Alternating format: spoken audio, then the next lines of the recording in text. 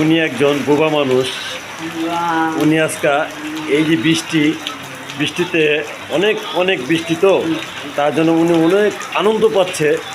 ওনার আজকে আনন্দতে সে উজ্জ্বলভাবে নাচতেছে। দেখুন তার নাচগুলো হলো এত সুন্দর নাচ, ঠিক আছে।